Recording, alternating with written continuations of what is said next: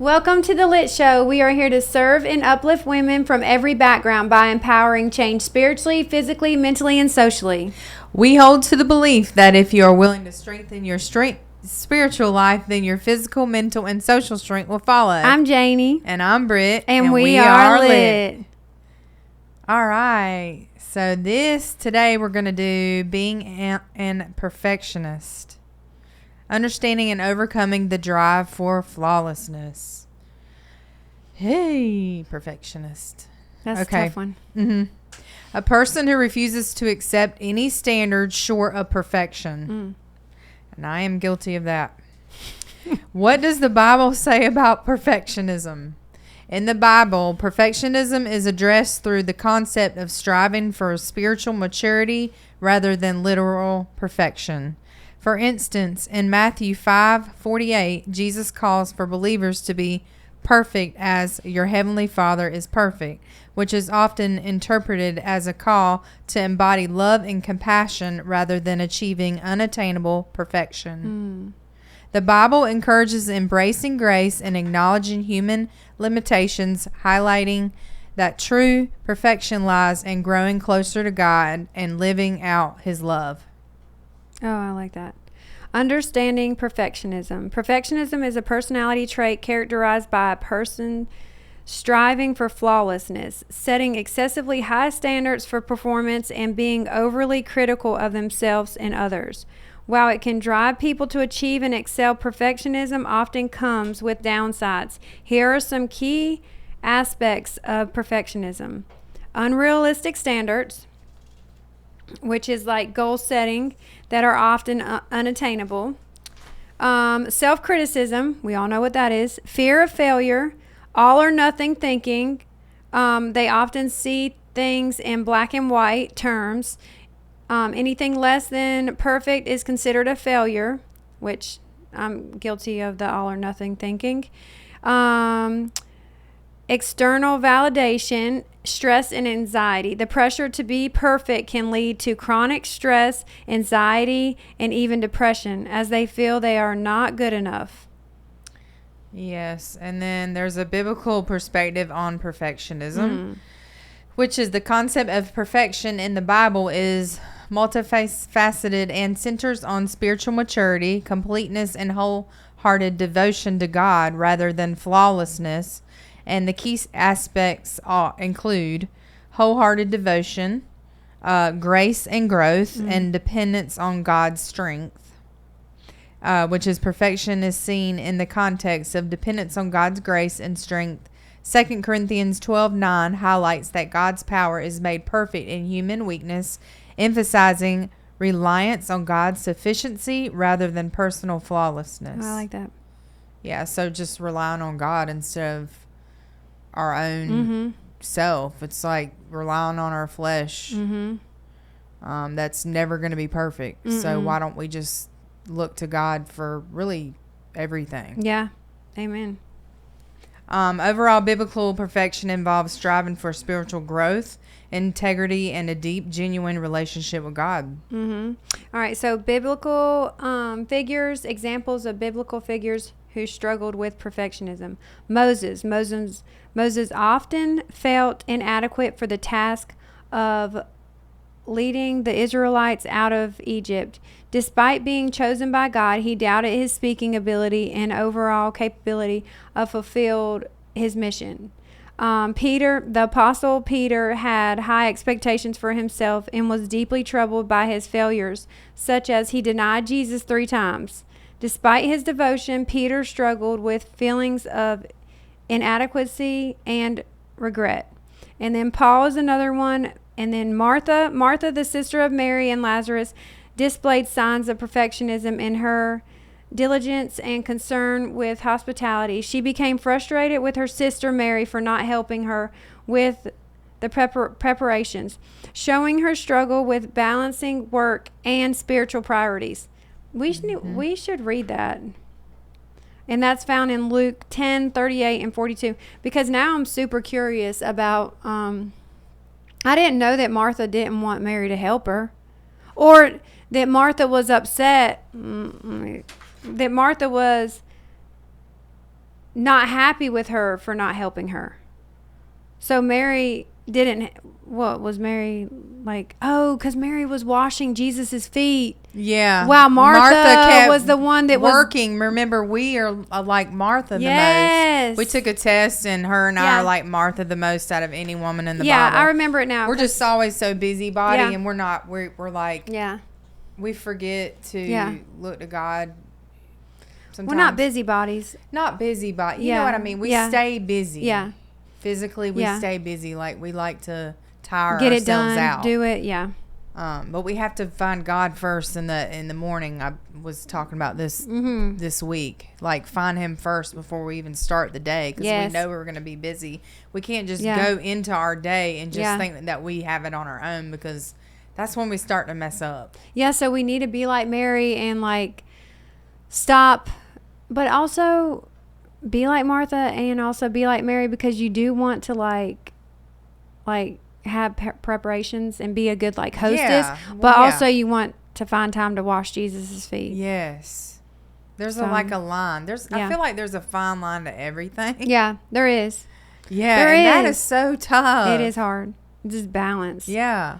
And like, since this is what we're talking about, since I'm a black and white type of person, the all or nothing thinking, like I literally am like black or white. Yeah. It's right or it's wrong. There's no like medium. There's no, it could be wrong. It could be right. Like, it's just, I don't know. Yeah, but It's I kind tough. of like that you kind of have always lived like that. Even when I first started Yeah. knowing you, like I remember Yeah. there's always right and there's wrong. Yeah. You always said that, and it made me think, and I was Yeah. very lost. Yeah. So that actually helped me Yeah. in a large way, Yeah. because then I started thinking about, is this right? Yeah. And a lot of times it wasn't, or it might have been. I don't know. Yeah. But I thought about that Yeah. a lot. I say that a lot. You do. You see, it's right is right and wrong is wrong. That's what I say. But that is the truth. I know. I feel like it is too. That's Yeah. what I'm like, I think it's wild. Yeah. Do you want to read the impact of perfectionism? The impact of perfectionism. Mm-hmm. We are, yes, positive impacts. High standards, motivation, attention to detail. Yes. Yes. The negative impacts, stress, anxiety, procrastination, burnout, strained relationships. Amen. Yes. And then the biblical solutions to perfectionism is embracing God's grace, the importance of understanding and accepting God's grace, living by faith, not works. Ephesians 2:8-9, for it is by grace you have been saved through faith, and this is not for yourselves, it is the gift of God, not by works, so that no one can boast. Salvation and worth are not earned by works, but by faith. That's my favorite verse. That is so beautiful. Yeah, that's my favorite verse. Because the first year I was saved, that word worth was my word. The Lord brings me a word every year, and that word worth was my word. And that's a big I big love one that. there. Rest and trust in God. Matthew 11:28-30. Come to me, all you who are weary and burdened, and I will give you rest. Take my yoke upon you and learn from me, for I am gentle and humble in heart, and you will find rest for your souls. For my yoke is easy and my burden is light. Jesus' invitation to find rest in Him. I love that, especially in a long day, and I've been just so busy. Yeah. Yeah, finding rest in Him. Practical steps: setting realistic goals and trusting God's timing. Practical self-compassion and understanding God's unconditional love. So before I read my story, I learned that so I don't have a lot of the what would it be called, like the definitions of being a perfectionist. I always thought I was one. Like the traits of being Yeah, one? I don't Yeah. have a lot of the traits. So when I'm reading, this is like a very unique one. So for many years, I struggled with a unique form of perfectionism. Unlike the typical perfectionist, I never set unachievable goals in my career or personal endeavors. I always made sure my objectives were within reach and felt a sense of accomplishment in these areas. However, my perfectionism manifested differently in relationships. I realized that while going through the 12-step program with the guidance of my sponsor, who was a true blessing, I uncovered aspects of my perfectionism that I had not previously acknowledged. My sponsor helped me see how my perfectionist tendencies were impacting my relationships, often leading to unrealistic expectations and disappointments. A pivot moment came when I understood the biblical perspective on perfection. 2 Corinthians 12:9. Paul writes, "My grace is sufficient for you, for my power is made perfect in weakness." Resonated deeply with me. I learned that God's grace covered my imperfections and that His strength is made evident through my weakness. This allowed me to shift my focus from striving for a flawless relationship to seeking a spiritual maturity. I started embracing my imperfectionisms, recognizing that they are part of my human experience. With my sponsor's support and my growing faith, I learned to rely more on God's strength and grace. As I let go of my perfectionist tendencies, I found greater peace and fulfillment in my relationships. I accepted that mistakes and misunderstandings are part of a relationship and that growth often comes from these challenges. I focused on developing qualities like humility, patience, and love, aligning my actions more closely with God's teaching. Through this journey, I've experienced significant personal growth. I no longer feel the constant pressure to be perfect in my relationships. Instead, I appreciate the journey of growth and the transformation power of God's grace in my everyday life. In saying that, I actually learned it in my marriage. But then when I learned it in my marriage, I realized that everybody that I've been with, I basically set them on a pedestal and then expected them to be how I wanted them to be. So in saying that, I wanted a perfect relationship. I never wanted to argue or fight. I wanted peace. I know that like with 50 Cent, he's a good example because he doesn't care what we say.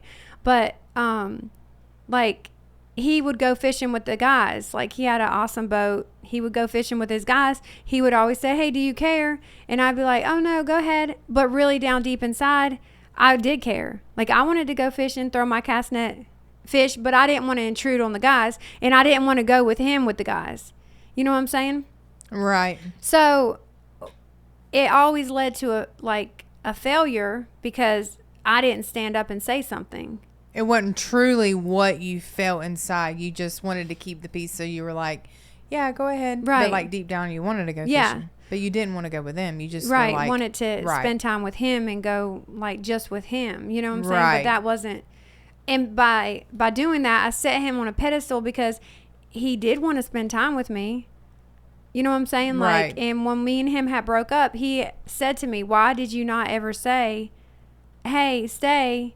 Because he told me he wanted to stay. You know what I'm saying? Right. So it was like he didn't want to go fishing with the guys. He actually wanted to go fishing with me, but the guys had asked him, "Hey, you got a boat, Curtis, this boat's awesome. Let's go." Yeah, let's go." So, you know. Yeah. It So was there more was like, a lot of hey, failures. Yeah, like, "Hey, not my knowing. girl said I couldn't go," was like, I guess kind of an excuse that he wanted. And then what I wanted was him to say, "Hey, the guys want to go fishing, but I want to take you fishing." You know what I'm saying? Right. But I wasn't like, I didn't want to stand up because I wanted our relationship to remain perfect, and I didn't want the guys to think I wasn't a cool girl letting my man go fishing. Yeah. So I mean, I don't know. I have like a very unique perfectionism like story, and now I'm learning like with my husband now that I don't need to put. I mean, I do put expectations on him because it helps him grow, but they're not expectations that aren't like maintainable. Mm-hmm. So, but Right. I definitely want to hear your. Oh, okay. In my story, I have learned from my past being in relationships and how I had created two types of lists in my head as I would navigate through them. I had the good girl list. It is the list with we clutch to our hearts that tells us what we must do to be good enough, to be accepted, and to be loved by others. Everyone's list may look different to check off on the good girls list, but we have a lot in common. Examples in my mind as a child would have been: do what your parents tell you, keep everyone happy, make good grades, smile at everyone so they will think you are nice, wear what everyone else wears, be nice to your friends and everyone else, make sure everyone likes you, share, and make sure everyone sees your good deeds. It was the list I made in my head so that everyone would like me and that they would be my friend. It was also a list that bit me by making superficial friendships while I hid behind my flaws, while driving others away because of my unattainable image I had created myself to be. It formed a loneliness inside me that was even in a press of a crowd, which caused me to have tons of anxiety, leading to sometimes depression, pushing me further into yet another list. The next list is called the never good enough list. This list started to accumulate when I was defeated by the good girl list that was not working any longer. Some girls automatically start with this list, and it could go something like this: no matter what I do, I cannot please my parents. People always disapprove of me. I am not smart enough to achieve my dreams. If I smile, I can hide how I really feel. I will try, but I will never fit in. No one likes me. I am unlovable. My bad choices make me a bad person. I do not have anything good to offer, and then I am invisible. I have learned whether the origins of never good enough are the hurtful things others did to us or our own bad choices. The list begins to define us and serves to separate us from God's love. While the good girl list is a long inventory of all we need to do to earn God's love, the never good enough list chronicles all the reasons we will never be able to earn his love. But lists disengage us from the deep, authentic relationships for which we are created and away from the joy of living our truest self. I have lived a long life being on both lists until meeting my higher power. In and out of toxic relationships, not able to understand why until I fell into a pulp of unworthiness. I craved for others' approval in every encounter I had come across, pushing and pulling myself into exhaustion of not even knowing who I really was anymore. One day I was invited to seek only God's approval of me instead of the approval of others. I then realized his approval was more than enough to seek and will never be taken away from me. When we join with him, by recognizing our faults and shortcomings, agreeing with him about them, and stepping into new choices of growth and learning, we begin to be free of constricting beliefs about ourselves. We then start to balance consciousness with caring, labor with love, scheduling with straightened priorities, and we gain the soul filling relationships we have been working so hard for and craving all along. Best of all, we begin to strengthen our inner relationship with ourselves by becoming the woman God dreamed of since before our birth. That's good. Yeah, so I really pray and hope that a lot of teenagers, 14, 16, like probably all the way up to like your early 20s, listen to this, because if you can get this, like understand it and notice that you're doing it at such an early age, you will have so much growth in the long run. Like if I could really learn all this that I learn now, I wouldn't have been through, I mean, I'm happy more than half the stuff. Yeah, I'm happy I'm with my husband now, but I'm saying I wouldn't be going through everything that I went through if I would have known all this. Right. You know, and a lot of this stuff is like stuff that I don't beat myself up when I don't like accomplish anything, like things at work. That's why I know that I don't have like a lot of these tendencies, like, and mine is unique. You know, like, I mean, you know me from doing hair, from working in the finance company and stuff like that. When I mess up or do something I shouldn't, I'm just like, man, I shouldn't have done that. Or like, man, I messed up big time. I have turned it around to problem solving, and I will problem solve to get it right. And problem solving, I have enjoyed it. So I know there's a lot of things that people can learn at such a young age that are just like going to help them, you know? Mm-hmm. And like right here, it says the negative impacts like procrastinism, burnout, strained relationships.